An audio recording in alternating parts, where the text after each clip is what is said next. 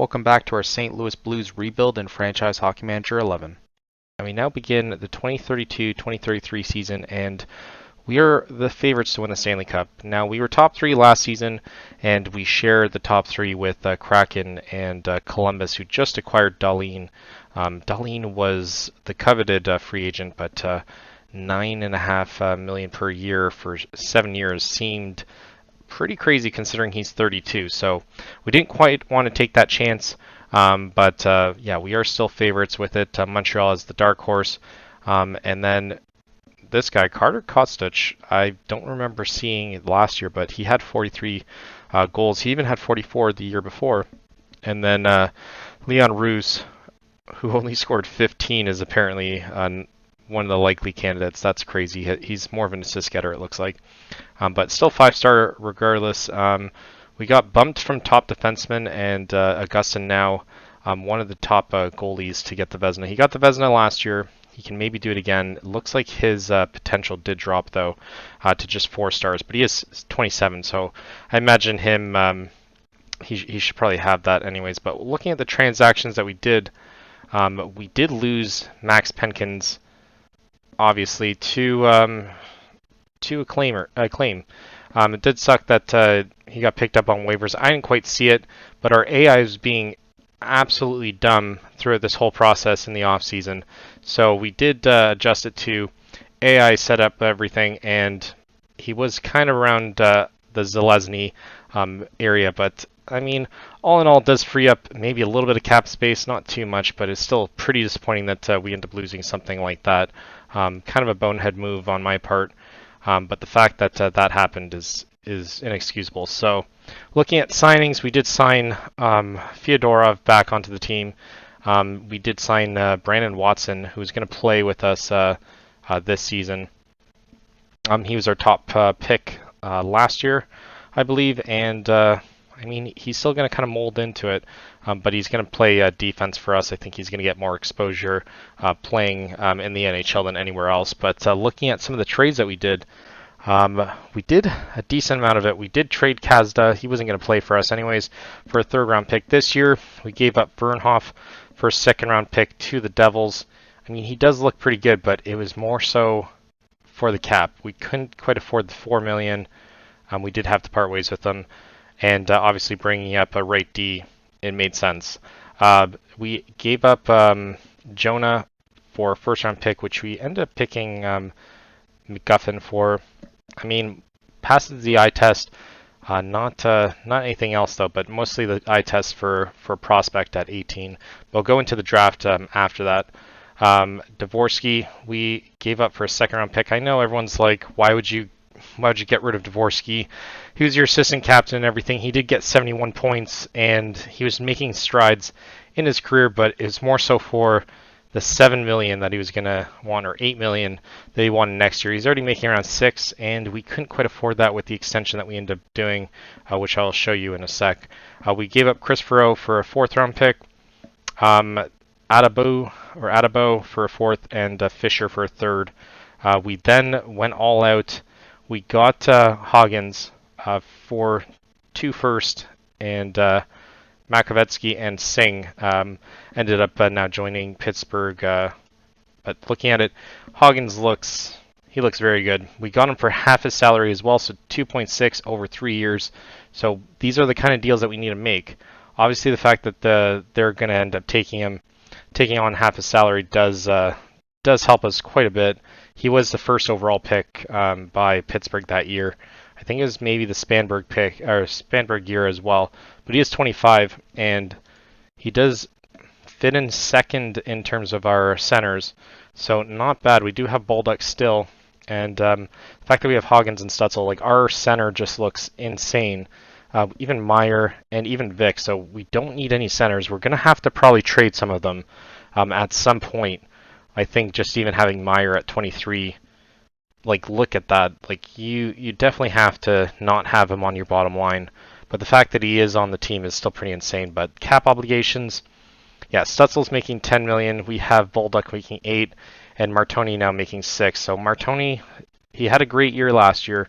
If he can build on it, we can definitely see a chance that we're going to keep him.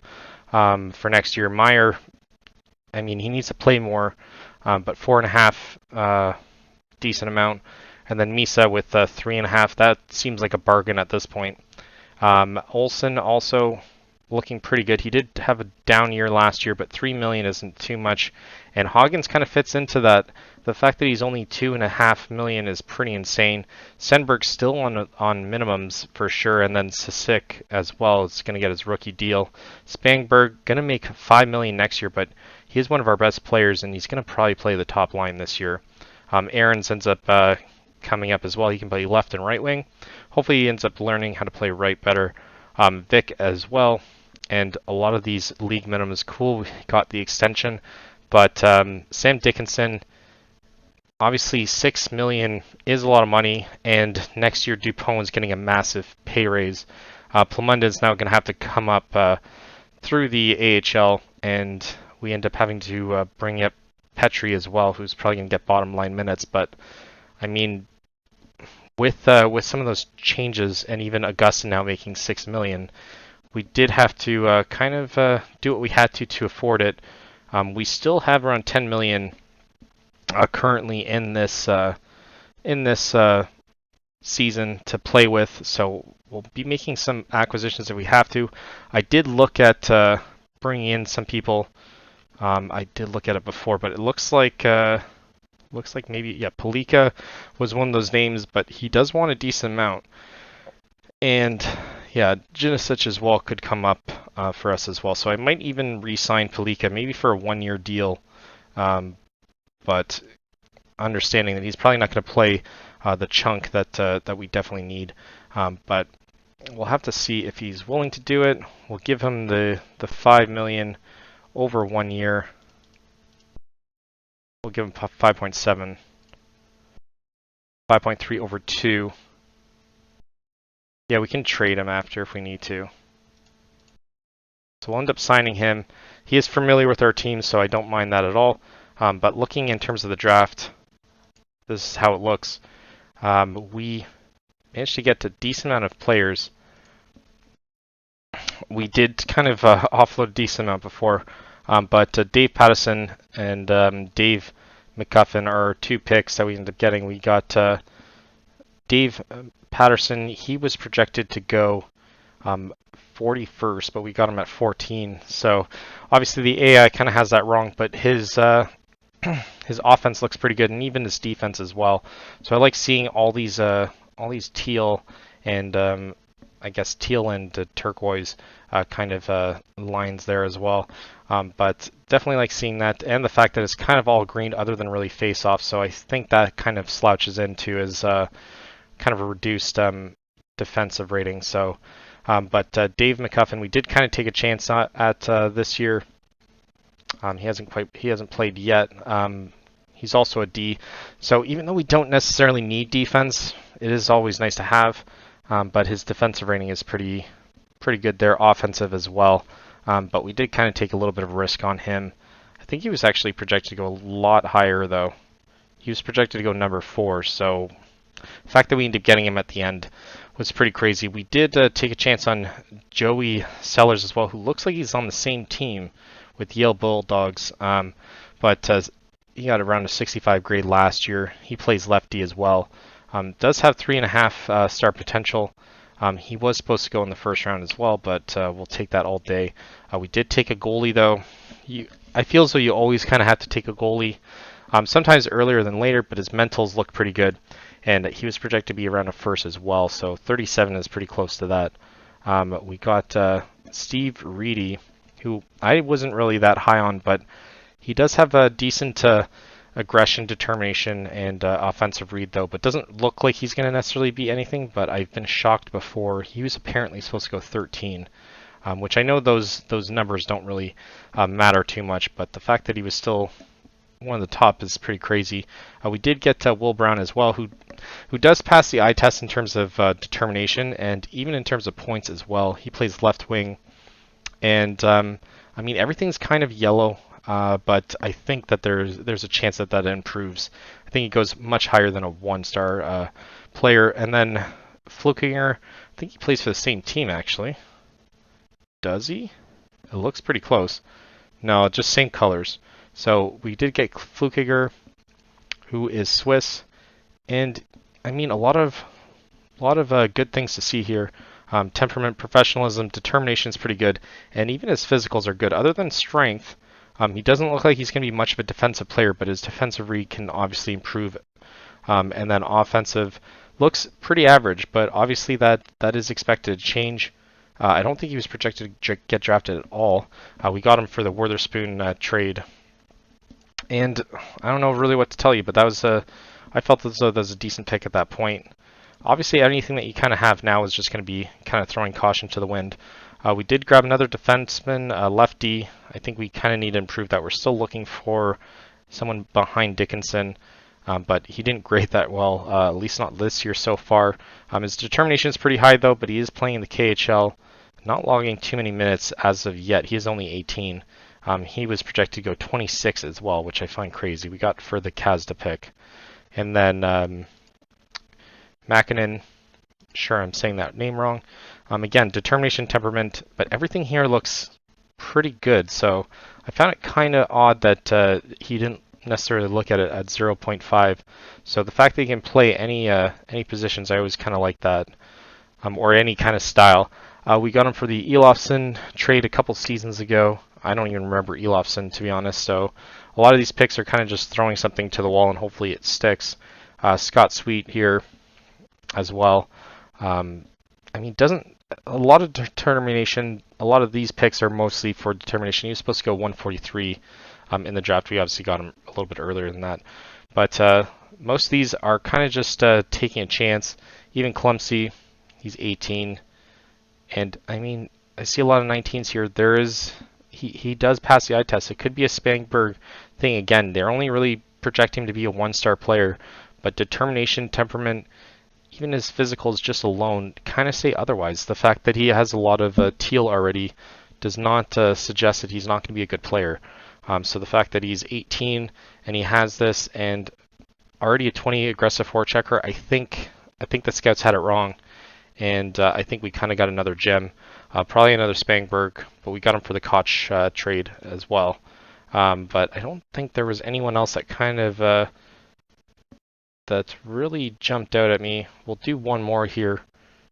And no, yeah, this guy just kind of looks average, but again, his roll ratings are pretty high. So roll ratings are really based on what these parameters are. So the fact that he's, let's see, dangler, he does have decent shooting accuracy, puck handling, offensive read, and his accelerations are pretty decent. So the fact that that's kind of already there means that there's a chance that he could develop. But obviously with the pick that we ended up getting after, with the trade and how this team looks, especially with Hoggins as probably our second liner, we definitely like what this looks like. But we'll jump to the start of the season, and hopefully we can manage to have a good season so far, and start the things off strong, even though we had kind of a disappointing end to last season. Our first game's against Utah, and this is the team that we're going to bring out. Aaron's going to be on the bottom line with Stenberg and Vic. We have Kuhl, Hoggins, and Sissick. I feel as though I kind of want to switch that to Baldock and Spangberg. Misa is going to get the top line with Stutzel and Martoni, and Spangberg with Baldock and Olsenite. It's probably going to change throughout the season. Dickinson with the top with Dupont, and then Villeneuve with Palika, and then Plamondon with Watson. So great to see Palika back. He didn't quite get what he wanted in free agency, but hopefully he can manage to start things off on the right note here. We do win 4-1. And not bad. Watson gets his first. Sissic gets his first as well. And then Hoggins gets his first. Not bad all around. Like I said, I wouldn't mind Hoggins kind of teetering between second and third line. Obviously, he's not going to be our best. I would be also okay with moving Stutzel to the wing if we have to, because we are so jam-packed with wingers. Though, but obviously, some things are going to have to change. Watson already back stiffness, that is crazy. Only one game played and he already has back stiffness. We win our second game there against Penguins. We did get Hoggins from as well, so they might be rebuilding this season. Zalesny, Villeneuve, and Baldock score, and then Stenberg scores there too. Spangberg looks like he has 2 assists, and I'm going to have to start looking at assists throughout this Plaxton now hurt. Oh, dear God. We're obviously not going to change that. And then we also have Stutzel now hurt. Ruptured disc, indefinite. So he's going to miss some time too. That is rough. So we start things off already injured, so hopefully he's going to be back by the next episode. But the fact that he's already out does kind of suck. We're going to have to switch our goalies here. Reinhold now, but at least he should be back for the playoffs, so I don't think a ruptured disc stays that long. We do win 7-3 without him. Sisic and Aaron scores. Plumondon, Cool, and Palika with 2, and then Cool with the empty netter, or even strength one at the end that they pulled their goalie, but not quite. So 3 games in, 3 wins. I like to see that. Not necessarily against the hardest teams, but we'll take any wins that we can get and any wins that the league gives us right off the bat. But it does suck that we have lost a couple of our better players, and we now face off against LA here. We do win 3-2 in regulation too. Sam Dickinson and Plumondon and Cool end up getting on the score sheet there to win it for us. But a little bit rough, to say the least. Looks like 3 teams are kind of separating themselves, or 4 teams actually, with Blackhawks. The fact that only one of the teams has lost in regulation is pretty insane. And I'm just hoping that we can maintain this throughout the season. Next season, we do look like we're going to have to make some adjustments. And the fact that we're 20 million almost now in IR for this season. Plumondon looks like he's going to get an extension. So next year we give up 8 million for goalies, around 32 for defensemen. So we're going to have to find a way to make that work. And with Stutzel, it's going to be 52 on offense. So some people might have to part ways. It's all going to be who's available in free agency and whatever trades that we can do. But we'll look at even the trade block this year to see if we can manage to get 1 or 2 players. The fact that we're starting 4-0 means that we can take a little bit of liberties, knowing that we might not finish at the bottom. So our first rounder won't be detrimental to anything. Demidov had 1. Oh, he's projected to go 130. I thought he had 130 points last season. I was going to say that is insane. So we'll play this game and then kind of look at the who's available. So we lose our first game 6-3. Vic with the goal, Spangberg with his first, and then Balduck as well. But looking at who's available on the block, and Malcolm Spence is available. I could see ourselves buying him, but I think it's going to cost way too much, and they're going to have to retain half his salary. But we can kind of wheel and deal that way. Nothing will make it work. I already kind of figured that one. We'll give up our 2nd round pick next year. Spangberg. So they're interested. Let's look at our rights. We do have Janu, who could have played this season based on how he looks there. Stewart could be one of those casualties as well. Patterson, I don't think we're going to give up a blatant first rounder. Maybe Ivanov. They're willing to take Hoggins off our hands. That's nice of them. Anyone here that I could see ourselves? Maybe Osgood. Osgood's not quite playing yet for us. Theodorov too.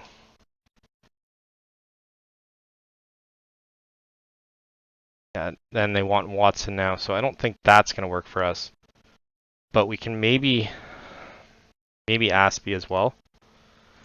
He's not playing for us that much. They're still not budging, so we've given them a decent amount of players, and they're still not really accepting anything. Let's give them a 2nd rounder next year. San Jose's 2nd, actually. We'll kind of see if that does it, but the fact that they're not willing to move on anything doesn't really speak my language there. We do face off against Anaheim, so it will be redemption time if we can get the victory. They're 3-1-1. So kind of the same as to what we are. We are just 1 point better, and Obviously, one win better. But the fact that we end up having to face them off this early, not necessarily the greatest, but we'll look at who else is available. Slavkovsky is still available, and same thing with Demidov. See, I find it crazy. They won last year, and he was on. He was one of the players that was available throughout this whole process. So let's offer them a trade. He is probably a center as well, right? But he can play everywhere. Left, right, center. And they're obviously not going to budge. But we do need another player. I don't know how long he's going to be out for. So we give up a second here. I mean, they're doing the same thing as the other team. We'll give up 2 seconds. And still not adjusting. We'll give up third here.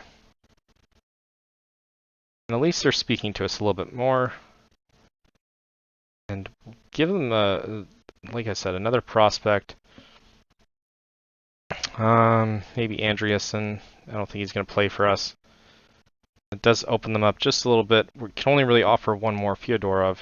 Probably that other one. They will never accept it, so we'll offer it anyways. Obviously, I doubt that they're going to accept it, but he was probably the only other one that we could have probably got there. So we do win the redemption at home, so shows that we can win at home. So Lesny and Sisic with 2. So we do find ourselves 5-1-0, our lone loss. And we now go to Tampa. Obviously, Dallas does not want to do that.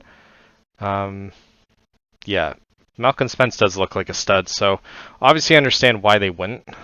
But why is he on the trade block unless you're really willing to deal with something? But the fact that it doesn't add something a little bit more realistic to it, because obviously if they're the sellers, yeah, I guess we shouldn't have even been trying to trade Dallas based on the previous rule that I did in the Central Division. But the fact that he was available is something kind of had to look at.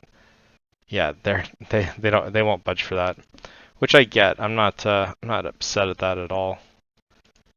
And it does look like Watson is back to playing for us after kind of bouncing around with that injury. And Predators are still hot on our heels, so it does look like this is between the 3 of us, we're going to have to kind of worry about. Aaron Olsen bruised knee, can't play. Okay. So it does look like our division is going to matter between 3 teams. We do get shut out there. That's never something good.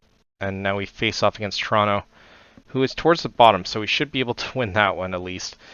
That loss bumps us down to 4th, though. So I know I was saying there's only really 3 teams in the Central, but it does look like we're not one of them at the moment. Dallas Stars also being kind of impressive as well. So it's shocking that they'd want to get rid of one of their top players, but if you look at it, we would be leading the way in the Pacific. So I always find that that Watson hurt again. My God, can this guy not stay healthy? He got hurt last year too. Bruised testicle, broken toe for 27 days, 6 days back stiffness, and 3 days black eye. We might have to trade this guy. He cannot, if he keeps getting hurt, I'm gonna lose my mind. We lose back-to-back games there. Meyer and Teed. I don't even know why Teed is on the team right now. That is wild. Teed should not be playing on the team. But yeah, we lose 5-2 there. That is insane. We now face off against Colorado, but 5-3-0 is not good, not bad. I just want more is another way to say that. But I think we can turn things around against Colorado, and I'm just hoping that that Stutzel isn't out as long as what I'm thinking he could be out. But we'll have to wait and see. The fact that Watson just keeps getting hurt is infuriating, though. We do win 4-3. Does take extra time, though. Bolduc scores his 3rd, Spangberg gets his 2nd, and Dickinson with his 2nd as well. So we're losing a little bit of firepower, but Augustin still with 5 wins. Not like last year where we actually saw his goals against average and his save percentage throughout the season. So I'm just hoping that that doesn't mean that he's doing terrible on it. So 6-3-0, good enough for third at the moment. We still got that game at hand, and we can kind of tie it up with Preds if we can get the win. But the fact that everyone's so competitive so early on, and we have 2 games back to back, one at home and then one away with Montreal, that just doesn't make any sense geographically. Why wouldn't you just play them both? Both either in Montreal or put us on the road somewhere. But the fact that we have 2 back-to-back games like that is kind of insane. Like, that's a bit ridiculous. There's no reason why you would want to go on the road immediately after. Like, I can understand like Boston and stuff like that, but Montreal isn't nearly as close. Especially if you're busing, that'd be a long, long bus ride. Obviously, they're probably flying, but still. So one of the games, let's see if we can win at least the first one here. And we don't. 3-2 in regulation. Hoggins with the second, and Misa with his first. Misa only scoring 1 goal so far this season. And Montreal 6-5-1, so we're 6-4-0. Can we at least get back onto the into the win column here? Change things up with our goalie. And Reinhold going to get the opportunity here. Can we win? And we don't. Back-to-back losses, both in regulation, so no points on the road. Michael Misa on their team. Do you kind of want to trade for him, though? Okay, yeah. We could put 2 Misas together, but Martoni scores, and Plamondon and Villeneuve. But we're looking like an absolute shell of ourselves, and now the bright spot of our team, Sisic, is now hurt for 1 to 2 weeks. This isn't great. So we'll play maybe one more game and then kind of look at the stats to see what kind of story that tells. But already looking a bit rough, and if we only had Calgary Flames first round pick this year, I mean, that would have been fantastic. The fact that they're struggling so hard. But we're kind of struggling now. I did mention initially that alright, Plaxton's going to now come in. At least we now have him. And we can kind of stop relying on our defenders that shouldn't be, they're defensemen that shouldn't be on our team as of yet. Only 2-star players.